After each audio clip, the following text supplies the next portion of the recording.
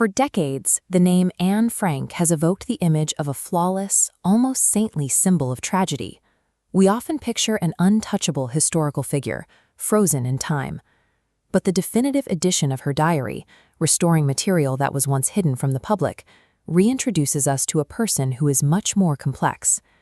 These original pages prove that Anne was first and foremost a teenage girl. The restored entries reveal a girl who fretted over her emerging sexuality, picked bitter fights with her mother, and struggled with the heavy mood swings of adolescence. To truly understand her story, we have to recognize that she lived in two distinct realities at once: the global war occurring outside and the turbulent emotional world of a girl coming of age.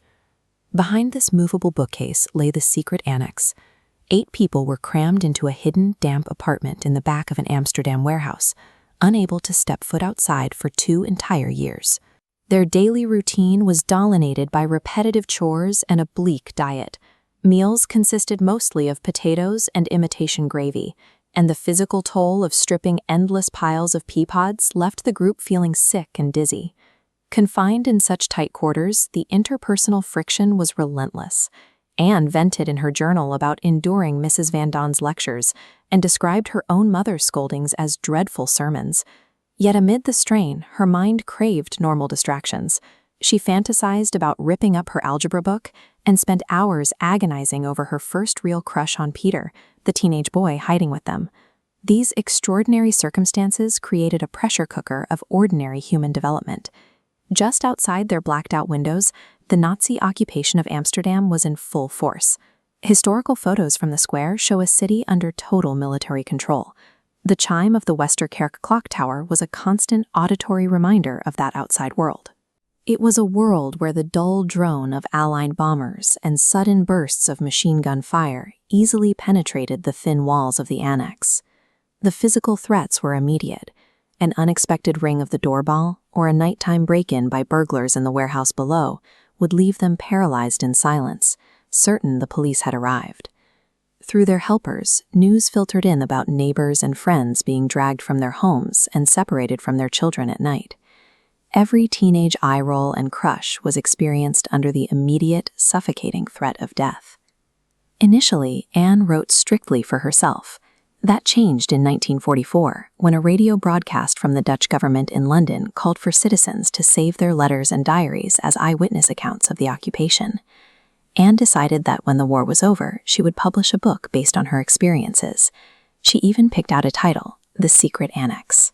She began systematically rewriting her raw entries to create version B. She omitted dull passages, added new memories to early events, and invented pseudonyms like Van Don to protect the residents. Her diary was an active assertion of agency. By drafting a narrative intended for the world, she chose to become the historian of her own life. Anne's narrative ends abruptly on August 1, 1944. 3 days later, the SS and the security police arrived at the warehouse after a tip-off. They raided the annex and arrested everyone inside. During the search, Anne's notebooks and loose papers were dumped and left strewn across the floor. Miep Gies, one of the employees who helped hide the family, eventually returned to the ransacked room. She gathered the unread pages and locked them safely in a desk drawer. The survival of these fragile notebooks was a miraculous accident that defeated the regime's attempt to erase the residents of the annex without a trace. This is Otto Frank holding his daughter's book.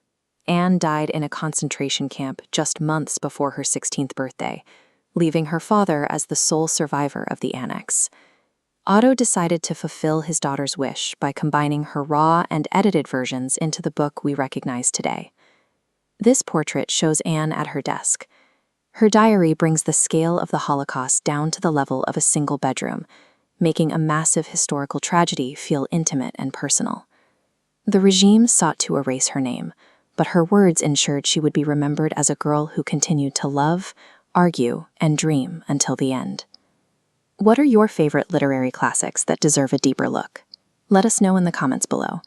And if you enjoyed this video, please like and subscribe to World Classics English.